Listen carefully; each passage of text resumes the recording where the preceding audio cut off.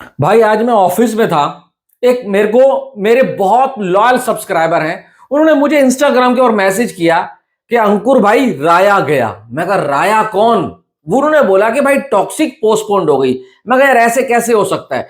4 जून को वादा किया था यश ने कि वो 4 जून आएंगे, क्योंकि पहले जो उन्होंने बोला था कि भाई जो मिडल ईस्ट में क्राइसिस चल रहे हैं इस वजह से हम अपनी फिल्म को पोस्टपोन कर रहे हैं। तो तीसरी बार है टॉक्सिक पोस्टपोन्ड हुई है। पहले 2025 में आनी थी, नहीं आ पाई। फिर धुरंधर 2 के साथ आनी थी, नहीं आ पाई। उसके बाद अब फिर इन्होंने बोला कि अब हम पोस्टपोन कर रहे हैं। और इस बार तो इन्होंने ये भी नहीं बताया कि हम कौन सी डेट को आने वाले हैं, क्या इस साल आएंगे भी या नहीं आएंगे। क्योंकि मैं इस वीडियो में ना खुलकर बात करने वाला हूं, कोई मक्खन मलाई नहीं लगाने वाला हूं। 2-3 लोगों के मेरे पास वीडियो आए, मैंने देखा। एक दो तो भाई ऐसे कर रहे हैं कि भाई जैसे सही में यश ने इनको बता दिया हो कि हाँ हम बहुत ग्लोबल ऑडियंस तक पहुंचना चाहते हैं, इसलिए हम अपनी फिल्म को पोस्टपोन कर रहे हैं। अब टॉक्सिक के मेकर्स ने इतना बड़ा लंबा चौड़ा नोट डाला और बोला कि भाई हमारे को जो अभी एक इंटरनेशनल इवेंट हुआ था, सिनेमा कौन था या कॉमिक कौन था, वहां पर बहुत तगड़ा रिस्पांस मिला। ऐसा रिस्पांस निकला कि पब्लिक ने अपने कपड़े फाड़ दिए। पब्लिक ने बोला भाई टॉक्सिक जैसी फिल्म तो हमने आज तक देखी नहीं है, और इस फिल्म को तुम इतनी छोटी रिलीज कैसे करवा रहे हो? तुम थोड़ा सा और रुको, इस फिल्म के लिए हम एक बड़ी मार्केट तराशते हैं, कोई नए देश का निर्माण करते हैं, एक नए ग्लोब के ऊपर कुछ नए भाई साहब महाद्वीप लेकर आते हैं, फिर इसको हम वहां पर भी रिलीज करेंगे, कम से कम 50-60 हजार स्क्रीन पर रिलीज करेंगे, तभी तो आपकी फिल्म का जो 600 करोड़ का बजट है, मात्र 600 करोड़ का, वो निकलेगा। अब तीसरी बार इस फिल्म को पोस्टपोन होने से क्या नुकसान होगा? एक, इसका बजट जो 600 करोड़ था वो आराम से 700 करोड़ के आसपास पहुंच जाएगा, क्योंकि जो भाई बाहर से फाइनेंशियरों से पैसा उठाकर लगाया है वो अपनी ब्याज तो छोड़ने वाले नहीं है, वो तो लेंगे।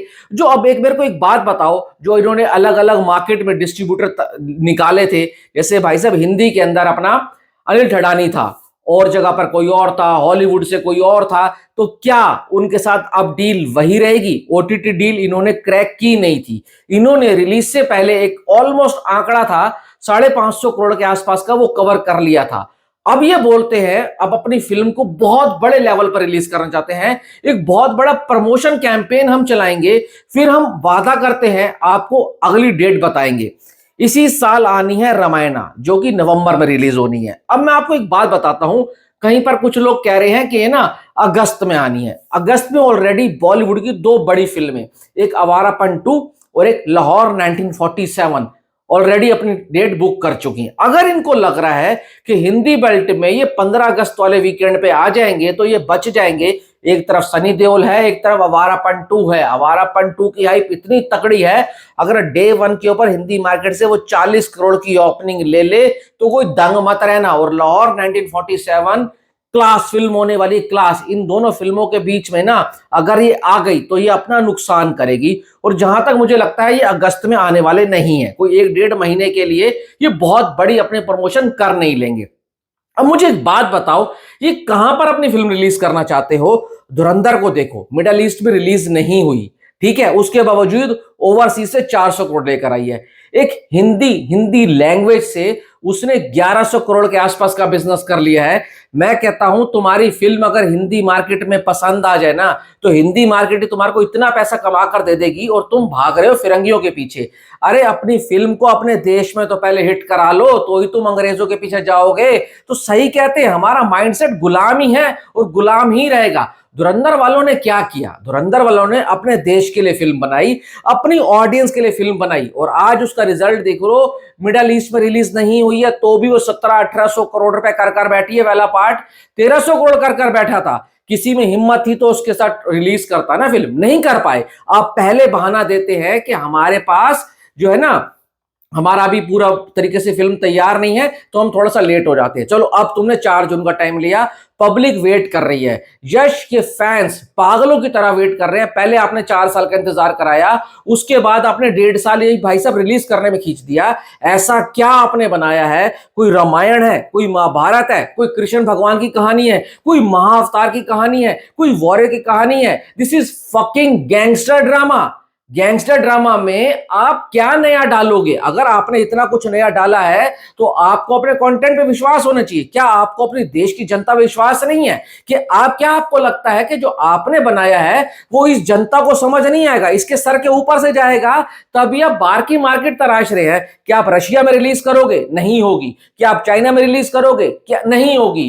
क्या आप यूक्रेन में रिलीज करोगे जहां पर युद्ध चल रहा है पिछले 4 साल से? नहीं होगा। क्या आपको ईरान में भाई युद्ध चल रहा है उसकी टेंशन हो रही है कि वहां पर रिलीज नहीं करोगे तो नुकसान हो जाएगा?